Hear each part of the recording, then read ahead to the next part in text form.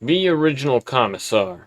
Future me informs me after a brief meeting that the crazy-eyed Canoness has taken control of the local PDF forces to secure the ceremony and has started giving tactical advice to the Astartes in orbit. With new tactical knowledge of this, I decide to instruct the regiments coming to the city to get into a formation with Baneblades as the spearhead and two columns of Leman Russ tanks at the sides with chimeras, sentinels, etc. acting as support. The hope is to surround the enemy with vehicles and stormtroopers, and use the combined fire to whittle them down and keep them close while the Astartes drop on top of them.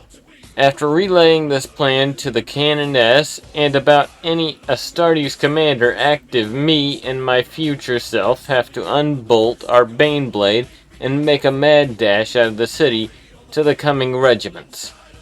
Despite the uncertain factors involved, such as the Astartes part being optional and this whole planet most likely becoming a clusterfuck again, can't help but feel the thrill of battle against such foes of the Imperium. Especially when you get to bury them under the one thing that makes the guard worth it. Massive amounts of tanks. The Sister Therese. Looks like this wedding bullshit is finally on. I'm looking forwards to the drinks served afterwards though. Olga and Lydia are fucking hilarious when drunk. The heroes of the previous war get to be the honor guard, i.e. glorified bridesmaids. I'm not a hero, but I tell Charlotte that she has to let me be there or I'll tell about how she nearly got her statue destroyed. She says I can be there but to not fuck any of the bridesmaids. Bitch, fine, as long as you don't suck off the groom, you insufferable cow. At least wait until the ceremony is over. To my surprise, Charlotte is actually fucking tearing up over this. Olga is too, I think. But she might just be sweating heavily. Can't tell. Even Lydia and Hannah look emotional and they haven't even started drinking yet. Connie just looks kinda pissy. But that might be the cybernetic eyes. Meanwhile, I have to put a hand over my mouth to avoid anyone seeing me smile when I see how young this twerp kid is. Is that his fapping arm? Oh well, looks like this is a go. At least we can get wasted after. And I can see who I can get into the back of a repressor. Here we go. Be me, Ecclesiarchy youngster bishop.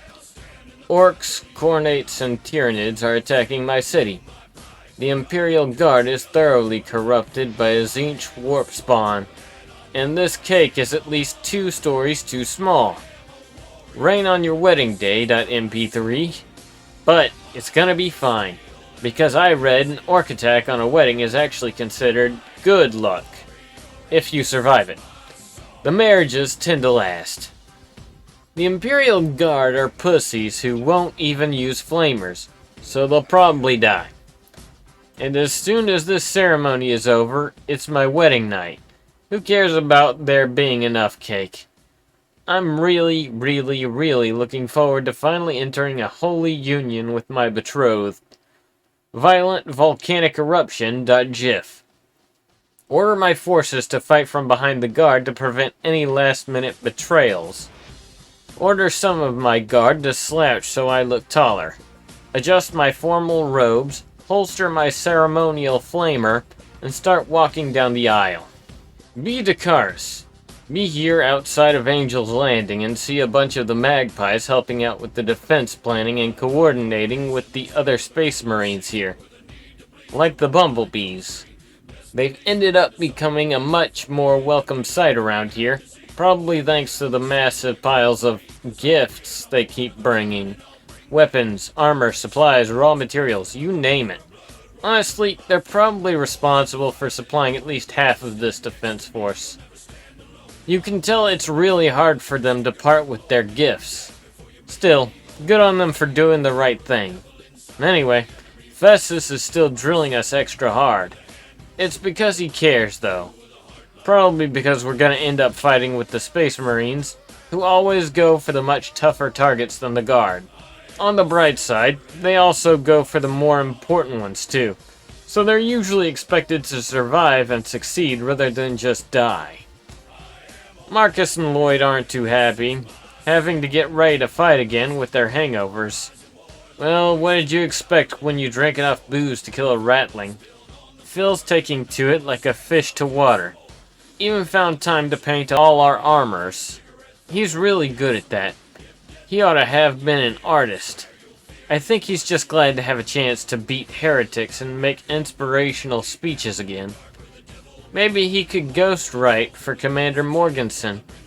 Anyways, feeling a bit nervous, but also kind of relieved. This'll be the closest we've been to our normal life in a while.